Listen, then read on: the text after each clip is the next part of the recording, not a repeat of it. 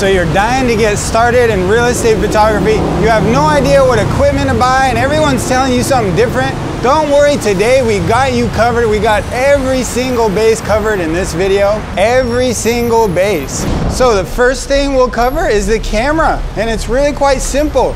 I'm gonna recommend to you guys crop sensor camera bodies. So an example of this in the Nikon, the one I would recommend is the Nikon D7500. They also make a great Nikon D500. If you want to go Canon, I absolutely recommend the crop sensor 80D. And if you want to get out probably as cheap as possible, I recommend the Sony crop system. So I'm going to recommend the Sony A6000. And some of you guys might be asking about Fuji. Fuji makes a great crop cameras. The X-T3 is amazing. So if you guys want to go that route, I highly recommend those as well.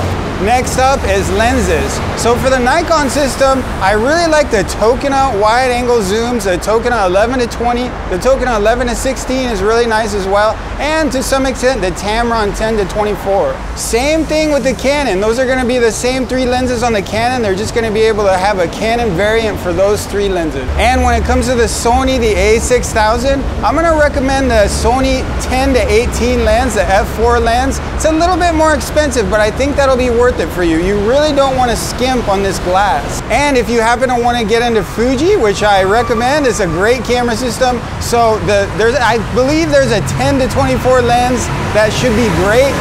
So you just simply cannot go wrong with any of those choices. Okay, so we're to tripods. So the tripods I'm going to recommend are both Benro tripods. I'm out in the field right now and I don't have the internet. I don't know the exact model number. Isn't it great to be away from the internet? You don't expect me to remember model numbers, do you? Come on, who are you people?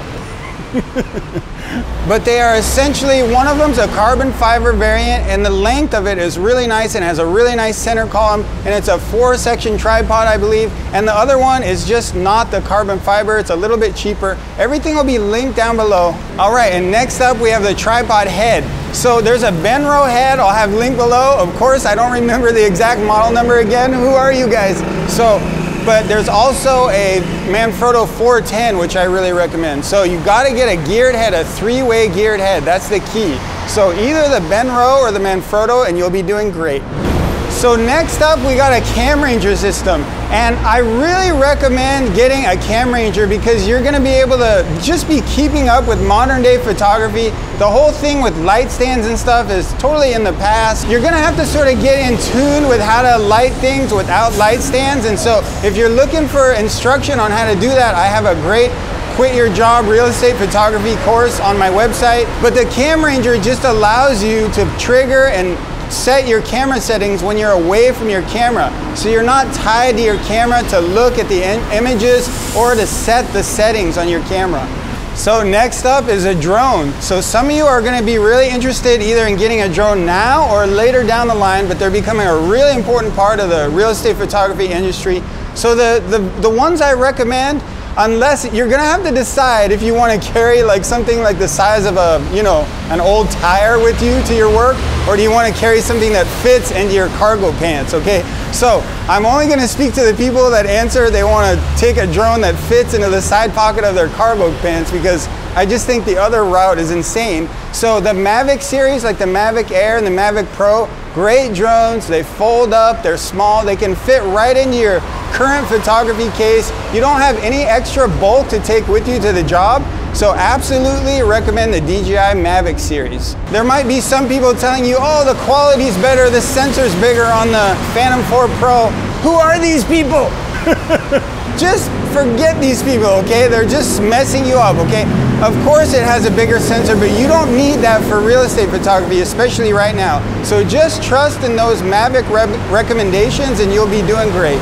Okay, lights and triggers. So this is really quite simple. Head over to Autorama.com. They have a great system called an R2 system. You're just gonna get one of those triggers. They have about 3 or 4 different variants. I'll link the trigger I recommend below in the description, and you're just gonna grab a Flashpoint R2 lithium ion speed light, and you're gonna grab an Evolve 200. They're like speed lights, they're a little bit bigger and they're a lot more powerful. So that way you're gonna start off with 2 lights and you're gonna have a lot of power and creative freedom with that Evolve 200 light. those two lights and that trigger are gonna work great together. You're not gonna have any problems, and you're gonna be able to buy other lights in the future that you're gonna sort of grow into. So what about modifiers? You know, for now, I don't think you have to go crazy with lighting modifiers. I think you should pick up a shoot-through umbrella and leave it at that. And what about light stands? Well, again, check out my course. You're not gonna need light stands. That's like a whole way of working in the past, like 10 years ago. You're gonna wanna be working more of a modern day approach. So check out Quit Your Job for Real Estate Photography. This is gonna teach you how to light without light stands. You're just holding a single light and getting all the lighting you need within the frame.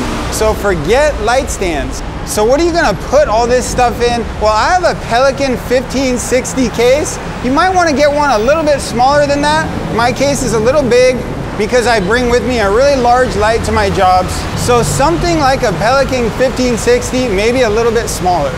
And as far as the software to put on your computer, just go with the photography bundle from Adobe. So it's Lightroom and Photoshop. It's about 10 months. It's about $10 per month, and that is absolutely all you need as far as the software goes. So use that list in the description down below as a guide, and it's really not that bad getting into real estate photography. So if you like what you saw here today, consider subscribing. I put out a lot of videos trying to help real estate photographers get into the business. My shoe just broke, so I can't go too far today. So thanks for stopping by, and I will see you next time. Damn shoe, really, what a pain. Such a pain that shoe broke out there. So hard to walk like that.